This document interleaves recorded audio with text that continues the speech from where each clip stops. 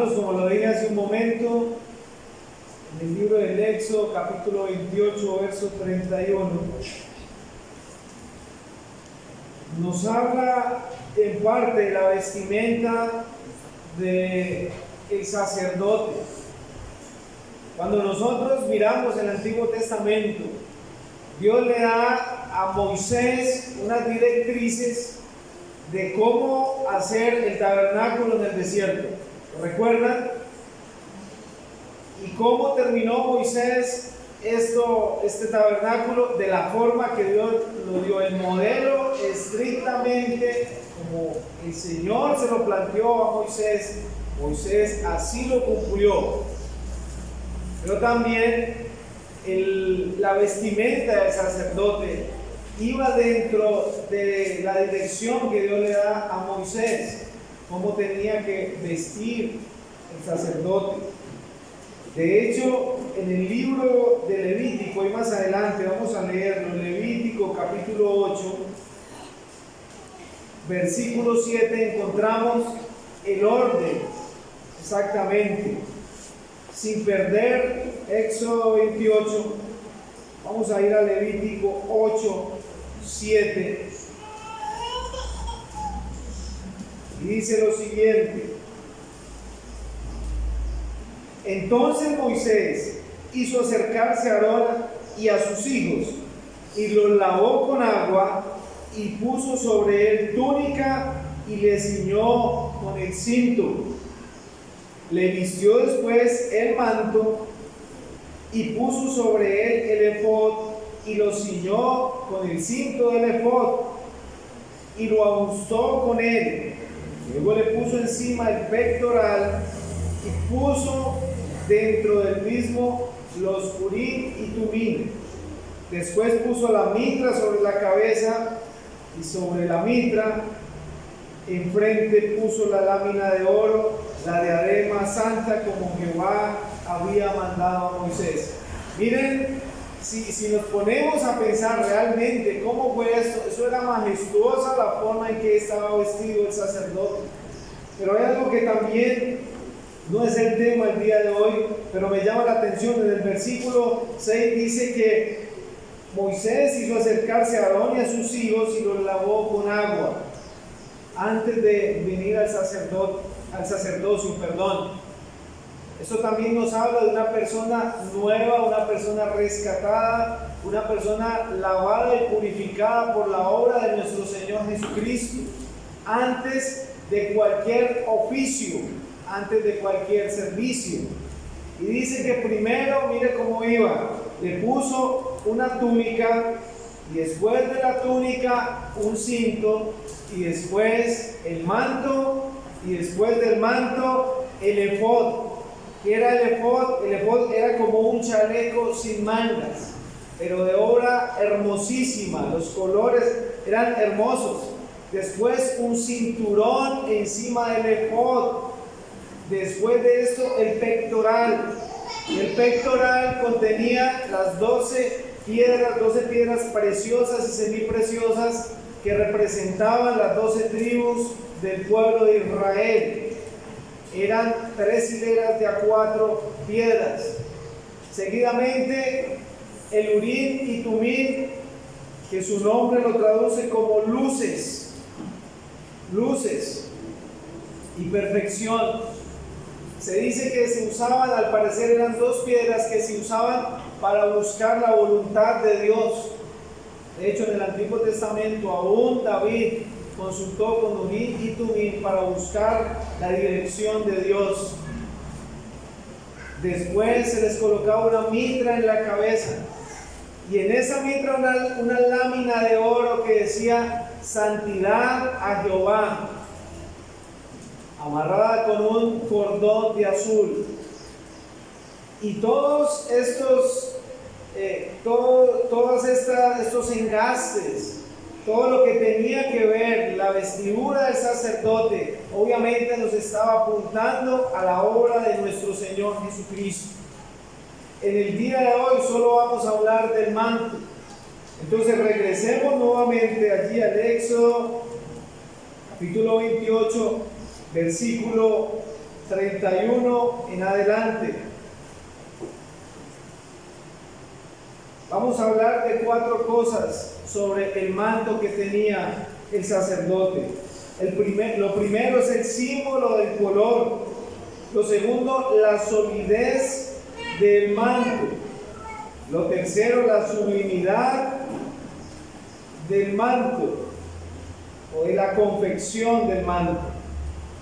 Y el cuarto encabezado, el sonido de las campanas, como lo leímos. Nuevamente entonces vamos a leer el versículo 31 y vamos a encontrar allí el color. Dice así: harás el manto del efod todo de azul. Cuando hablamos de este azul, podemos pensar, lo primero que debe llegar a nuestra mente es en el azul celeste, el azul del cielo. No olvidemos, mis hermanos, que el Antiguo Testamento está revelado en el Nuevo Testamento.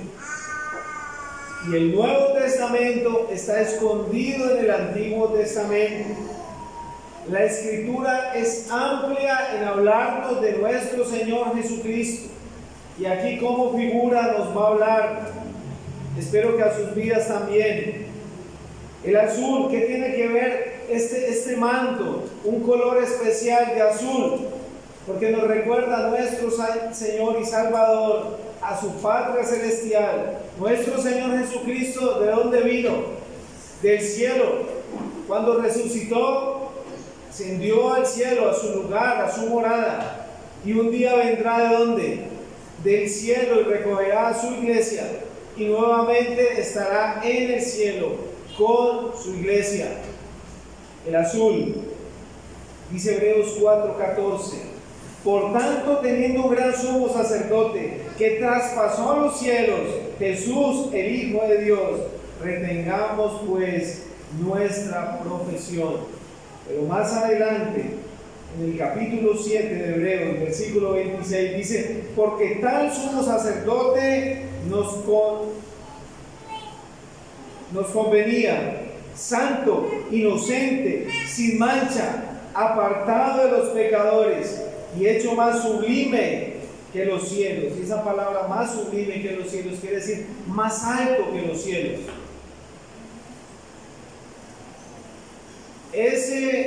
A veces podemos pensar, hermanos, cuando leemos la Escritura, que tiene que ver un sacerdote del Antiguo Testamento con nosotros, ¿cierto?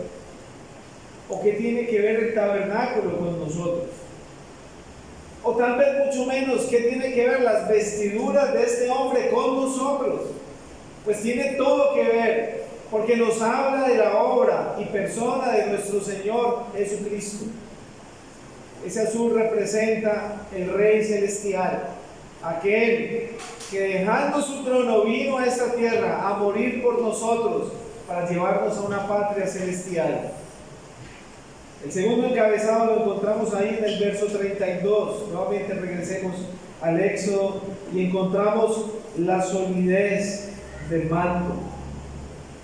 Y en medio de él, por arriba, habrá una abertura de la cual tendrá un borde alrededor de obra tejida, como el cuello de un coselete, para que no se rompa.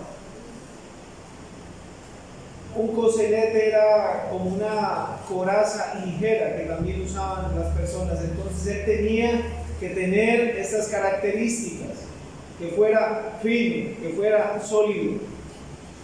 Y si miramos al principio, como leímos allí en Levítico 8:7, ¿dónde estaba el manto? El manto aparentemente no se veía, ¿cierto? Porque estaba la túnica, el cinto de la túnica, el manto, el efod, el cinturón del efod, el pectoral. Habían varios artículos, varias prendas encima de este manto. Y tal vez podemos pensar, bueno, el manto no se veía mucho, no cumple mucha función. Y tal vez hoy en día también podemos pensar, bueno, al Señor no lo vemos, o sea, Él ya acabó su ministerio, Sí, miremos lo que dice Romanos 8:34. ¿Quién es el que condena? Cristo es el que murió, mas aún el que también resucitó, y que además está a la diestra de Dios, el que también intercede por nosotros. Nuestro Señor sí terminó en parte su ministerio aquí en la tierra, pero Él no ha acabado su obra. Dice la Escritura que Él intercede por nosotros.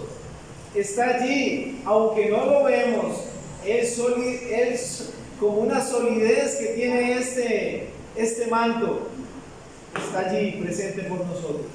Así como en este manto, de esta vestidura, tal vez no se notaba, pero estaba allí sólido para que este sacerdote cumpliera su función. Nuestro Señor Jesucristo está allí a la diestra de Dios Padre, mis hermanos, cumpliendo una función a favor nuestra. En el libro de la epístola a los Hebreos, espero que la tengan allí a la mano, encontramos que nuestro Señor dice en el capítulo 2, versículo 18, es poderoso para socorrer a los que son tentados. En el capítulo 4, versículo 15, dice, porque no tenemos un sumo sacerdote que no pueda compadecerse de nuestras debilidades. Porque, hermanos, nosotros podemos decir, o muchas veces hemos tenido dificultades en nuestras vidas, pero nuestro Señor Jesucristo ya pasó por todas ellas. Por todo lo que nosotros hemos vivido, nuestro Señor ya pasó, ya sufrió más. Y Él puede entender nuestras debilidades. Por esta razón intercede al Padre por nosotros. Contaba un hermano una historia de una joven en cierto lugar que creyó al Señor. Ella escuchó la palabra de Dios, le entregó su vida al Señor, se fue para la casa, allí oró y realmente le entregó su vida al Señor, una salvación genuina.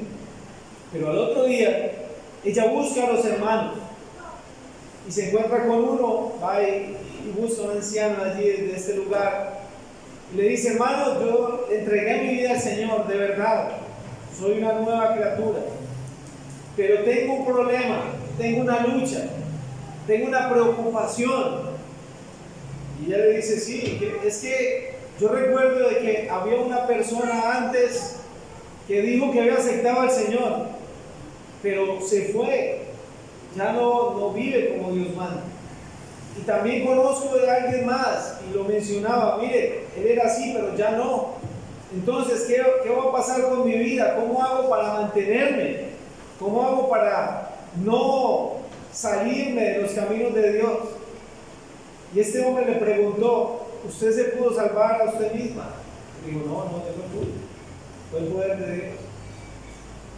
Entonces, de la misma forma de que usted no pudo salvarse a usted misma, usted tiene que caminar con Dios para que Dios le dé la fuerza de vencer. Es la única forma. Por eso, ahí en el capítulo 7 de Hebreos, verso 25, dice, por lo cual Él puede salvar perpetuamente a los que por Él se acercan a Dios, viviendo siempre para interceder por ellos. Y ese puede salvar perpetuamente, no solo quiere decir una vez y para siempre, sino que constantemente Dios puede estar ayudando nuestra vida para que nuestra vida camine como Dios manda para siempre.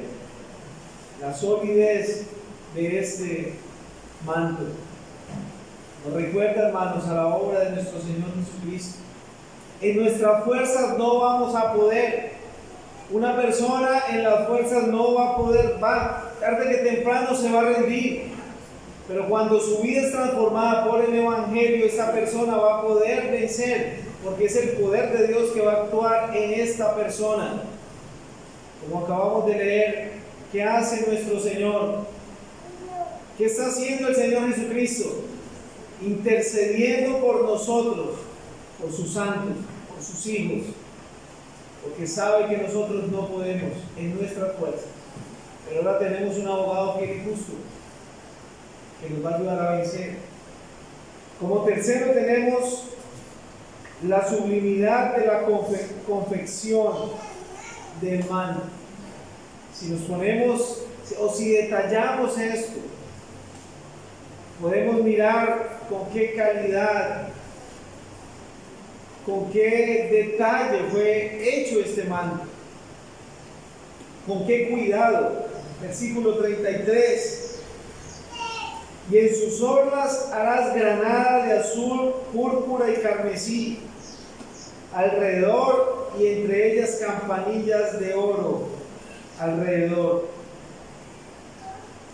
Granadas era una fruta muy conocida allí en la tierra de Israel, una fruta redonda que tenía unas semillas rojizas y una fruta muy dulce.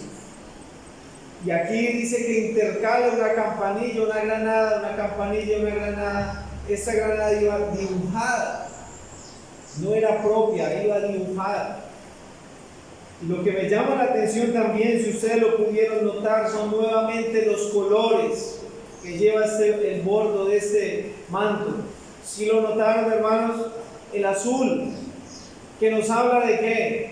Nuevamente de la persona de nuestro Señor Jesucristo, de ese Rey celestial, de ese Rey que está entronado en los cielos. El púrpura era un color de la realeza. ¿Recuerdan el hombre del Nuevo Testamento que hacía banquete cada día en su casa y cómo vestía? De púrpura, porque es el color, es un color que simboliza realeza, que lo vestían los reyes, de púrpura. El carmesí es el color rojo, rojo intenso, que nos habla de la sangre expiatoria de nuestro Señor Jesucristo, derramada por nosotros en la cruz del Calvario.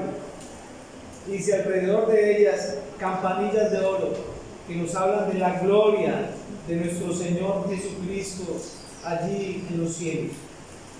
Miren, este atuendo sencillo, pero este manto tenía algo muy sublime. Su confección era algo exquisito, por así llamarlo.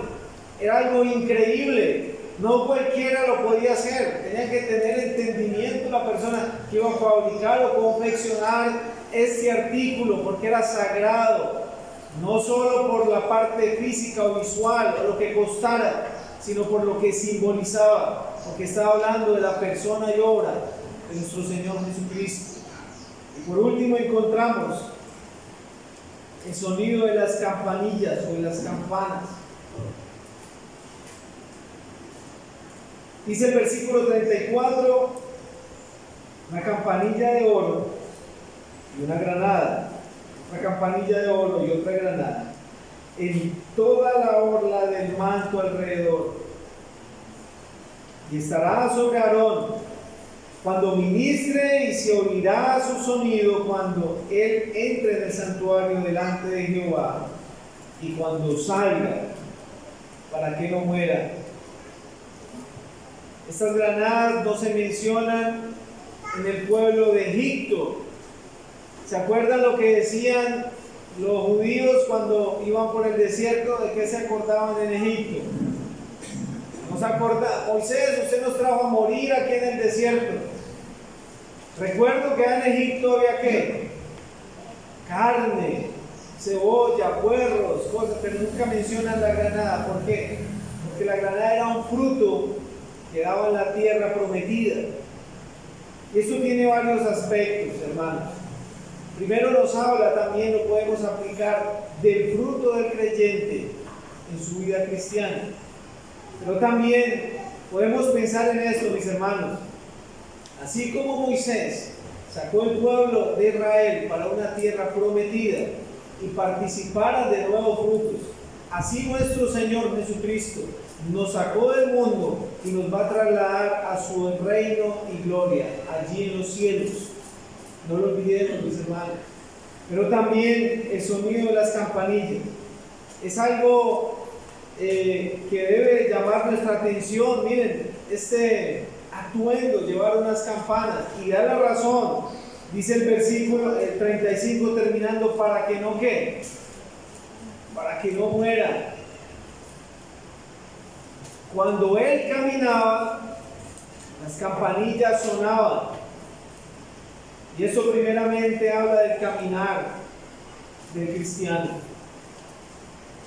de que nuestro sonido al andar aquí en esta tierra sea un sonido agradable a los oídos de Dios, de que nuestro caminar diario sea un caminar correcto, un caminar íntegro ante los ojos de Dios, porque lo he dicho y lo sigo repitiendo, mis hermanos, estar en un lugar reunidos es muy bello, es muy bonito, pero qué bueno que nuestra vida allá afuera siga siendo la misma como estamos aquí.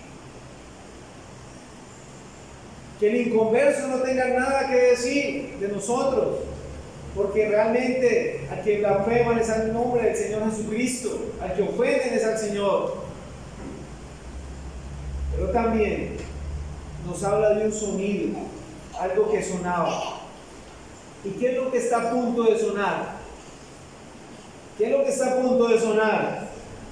Dice 1 Tesalonicenses 4:15, porque el Señor mismo, con voz de mando y con trompeta de Dios, descenderá del cielo, y los muertos en Cristo resucitarán primero. Luego nosotros, los que vivimos, los que hayamos quedado, seremos arrebatados juntamente con ellos en las nubes para recibir al Señor en el aire, y así estaremos siempre con el Señor. Porque el Señor mismo, con voz de mando, con voz de arcángel y con trompeta, descenderá del cielo. El sacerdote entraba y esas campanillas sonaban para que él no muriera. Pero nosotros, hermanos, un día vamos a escuchar el sonido de las trompetas y no vamos a morir tampoco, porque vamos a estar con el Señor reunidos, ya sea que hayamos pasado allí de esta existencia en la tierra, o ya sea que estemos vivos y nos iremos con el Señor. Hermanos, 4 cosas muy sencillas que nosotros debemos de tener en cuenta respecto a la obra de nuestro Señor Jesucristo a nuestro favor. El Señor bendiga su palabra.